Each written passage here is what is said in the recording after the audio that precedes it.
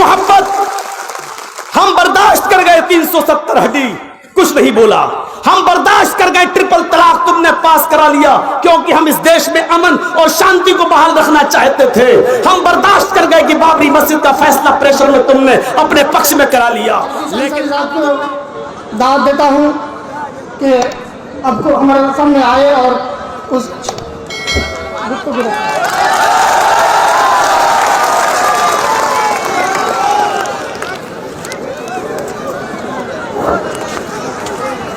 अस्सलामु अलैकुम वरहमतुल्लाहि वबरकातुहू।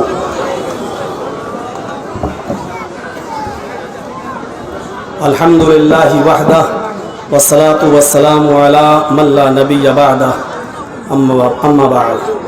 औज़ु बिल्लाहि मिनश शैतानिर रजीम। बिस्मिल्लाहिर रहमानिर रहीम। वला तहिनु वला तहज़नु व अंतुमुल अलौना इन कुंतुम मुमिनीन। खामोश मिजाजी तुम्हें जीने नहीं देगी।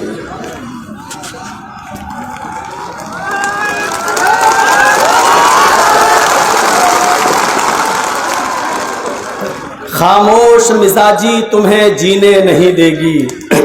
इस दौर में जीना है तो कोहराम मचा दो।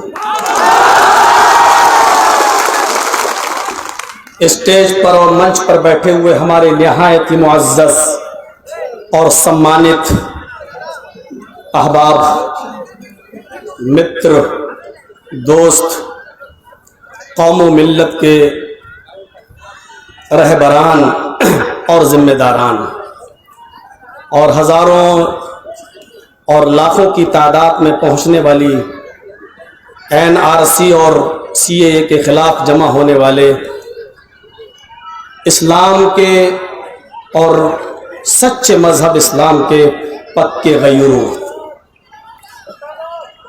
बहुत सी बातें आपने सुन ली हैं और सबका मकसद यह है कि CAA के खिलाफ अपना विरोध दर्ज कराया जाए। एक बात याद रखिएगा, ये लड़ाई जो हम और आप लड़ रहे हैं और जिसके लिए यहाँ जमा हुए हैं, आप ये सोचकर मत बैठ जाइएगा कि अब ये लड़ाई बहुत जल्दी ख़त्म हो जाएगी। ये लड़ाई ख़त्म होने वाली नहीं है। अगरचे ये कहा जा रहा है कि इससे किसी मुसलमान को डरने की ज़रूरत नहीं है, किसी मुसलमान को घबराने की ज़रूरत नहीं है। 3 स्टेप देखकर इस देश के प्रधानमंत्री नरेंद्र मोदी ने हमारी बुज़दिली और हमारी सुस्ती का अंदाज़ा लगा लिया है। आपने पत्थर फेंकने वाले आदमी को देखा होगा। सड़क पर अगर एक कुत्ता या बिल्ली हो, उसको पत्थर से मारो, कुत्ता भाग जाता है।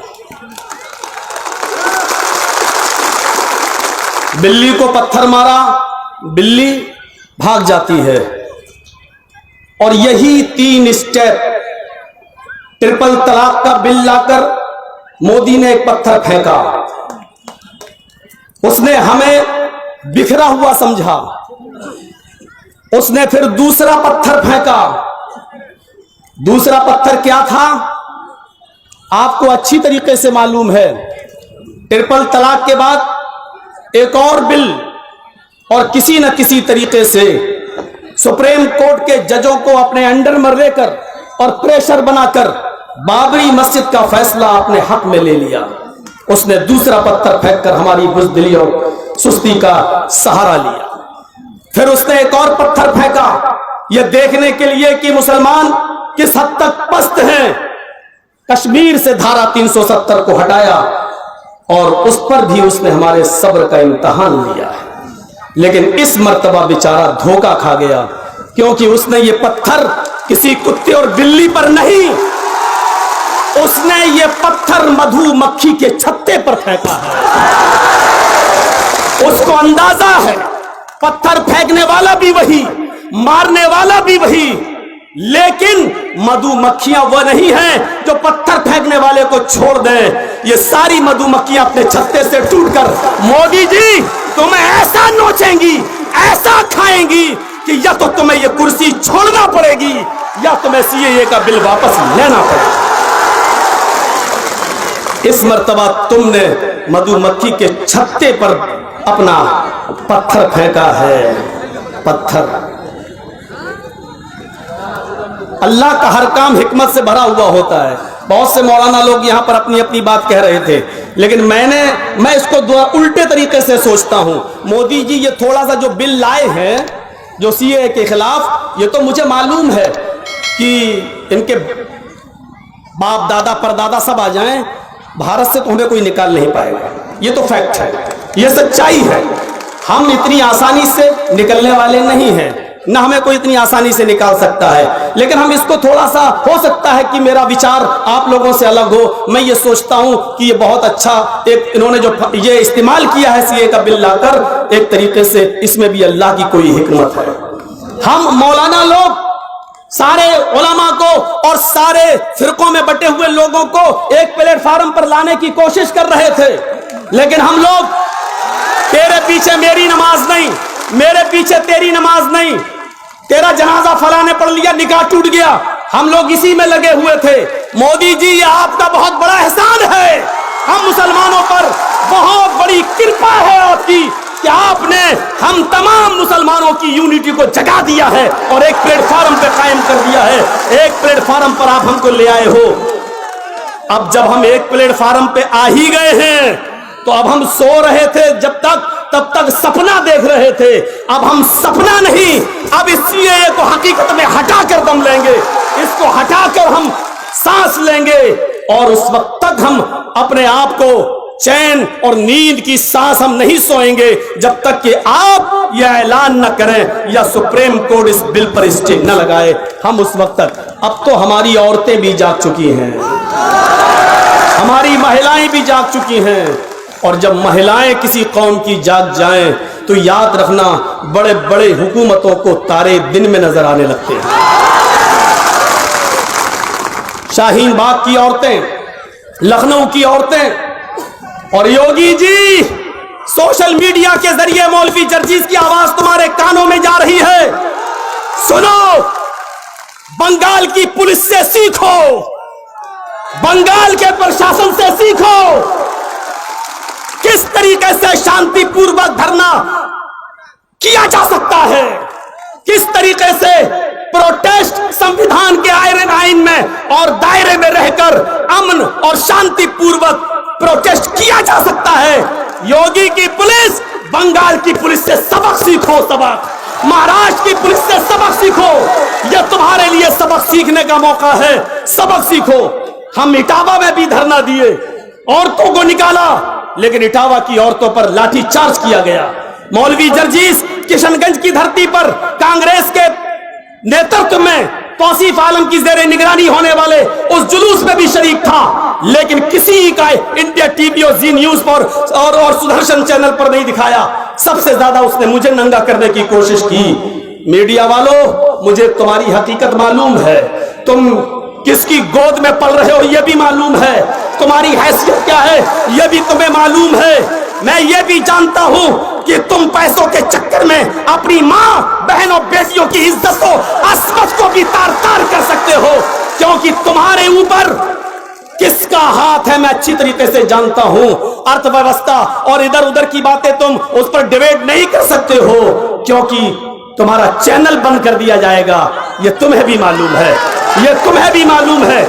मेरे भाइयों, एक बात और कह देना चाहता हूं आपसे, मोदी जी इंडिया गेट पे चले जाइए, और 26 जनवरी को मौका लगे आज, और मेरी आवाज यूट्यूब के जरिए और सोशल मीडिया तक पहुंच जाए, के जरिए जाए, तो इंडिया गेट पर जाते वक्त लिस्ट देख लीजिएगा। लिस्ट इंडिया गेट पर, आपको मालूम है, इस देश की आजादी के लिए, इस देश के संविधान को बचाने के लिए, इस देश को, हिंदुस्तान को अंग्रेजों से आजाद कराने के लिए 95,300 लोगों ने अपनी जान का जो नजराना पेश किया था, उनके नाम इंडिया गेट पर आज भी लिखे हुए हैं। इंडिया गेट पर आज भी उन 95,300 लोगों में 61,395 सिर्फ मुसलमानों के नाम है। 61,395 सिर्फ मुसलमानों के नाम, 95,000 टोटल, उनमें मुसलमान कितने? 61,000। आज हमसे पूछते हो तुम नागरिकता दिखाओ, नागरिकता आडवाणी दिखाए, लाल कृष्ण आडवाणी दिखाए तुम कहां से आए हो। नागरिकता अमित शाह दिखाए कि तुम कहां से आए हो। नागरिकता मोदी जी आप दिखाओ कि आप कहां से आए हो। इस देश को आजाद कराने में हमने सबसे ज्यादा कुर्बानी दी है। पिछले 14,480, मैंने पूरा एक नोट किया है, पिछले 14,480 लोगों ने, दलित 10,777 लोगों ने, स्वर्ण 598 लोगों ने, सिख 8,050 लोगों ने, इन सिखों ने कुर्बानी दी। मोदी, जिनके संरक्षण में तुम बैठे हो, आरएसएस, जनसंघी, इनका भी नाम देख लो, 0/0। एक ने भी इस देश की आजादी में हिस्सा नहीं लिया। आज तुम तय करोगे कि भारत में किसको रहना है, भारत में किसको रहना है। तुम्हारा यह कानून मौलवी चर्चिस के पैरों की ठोकर में नहीं मानता। जाओ। और आज तुमसे एक वादा लेता हूं, मैं अपनी बात को खत्म करने जा रहा हूं, सबको बोलना है। आज तुमसे एक वादा लेता हूं, मोदी जी, तुमने इस जंग को शुरू कर दिया है, तुमने इस जंग को शुरू कर दिया है, खत्म हम करेंगे। शुरू तुमने किया है, खत्म हम करेंगे। तुमने जो लड़ाई का ऐलान किया है, हमें तुम्हारा युद्ध कबूल है, हमें तुम्हारी तरफ से राइज की हुई जंग कबूल है। मुझे मालूम है कि तुम्हारे पास प्रशासन की ताकत, मुझे मालूम है हमारी बेबसी, मुझे मालूम है हमारी कमजोरी, मुझे मालूम है हमारी हीन भावता, हमें मालूम है हमारी ताकत क्या है। तुम बहुत बड़ी ताकत में हो। पुलिस तुम्हारे साथ, प्रशासन तुम्हारे साथ, आर्मी तुम्हारे साथ, फौज तुम्हारे साथ, यहां तक के सुप्रीम कोर्ट के प्रेशर में काम करने वाले जज भी तुम्हारे साथ, सब कुछ तुम्हारे साथ। हमारे साथ क्या है? इस देश का प्यार, इस देश की मोहब्बत, हिंदुस्तान का प्यार, हिंदुस्तान की मोहब्बत। हम बर्दाश्त कर गए 370 हड्डी, कुछ नहीं बोला। हम बर्दाश्त कर गए ट्रिपल तलाक, तुमने पास करा लिया, क्योंकि हम इस देश में अमन और शांति को बहाल रखना चाहते थे। हम बर्दाश्त कर गए कि बाबरी मस्जिद का फैसला प्रेशर में तुमने अपने पक्ष में करा लिया, लेकिन अब तुमने हमें भारत का मानने से इनकार कर दिया है, भारत को का नागरिक कबूल करने से मना कर दिया है। इसलिए अब आखिरी बात कहता हूं मैं आपसे, मोदी जी, अब हम उठ गए हैं। अब इस युद्ध में या तो पूरी तरीके से हम जीतेंगे या पूरी तरीके से हम हारेंगे। मोदी जी, अब ऐलान सुन लो। हम इस बंगाल की धरती पर एक ऐलान करके जाते हैं, अब इस जंग के अंदर या तो तुम्हारी जीत होगी या हमारी जीत होगी। इस जंग में हम या तो पूरी तरीके से जीतेंगे या पूरी तरीके से हारेंगे। जीते तो वतन मुबारक, हारे तो कफन मुबारक, हारे तो कफन मुबारक। जीते तो वतन मुबारक, हारे तो कफन मुबारक। किसी भी सूरत में भारत नहीं छोड़ेंगे, रहेंगे इसी में, इसी मिट्टी में, और यहीं पर दफन हो जाना गवारा कर लेंगे।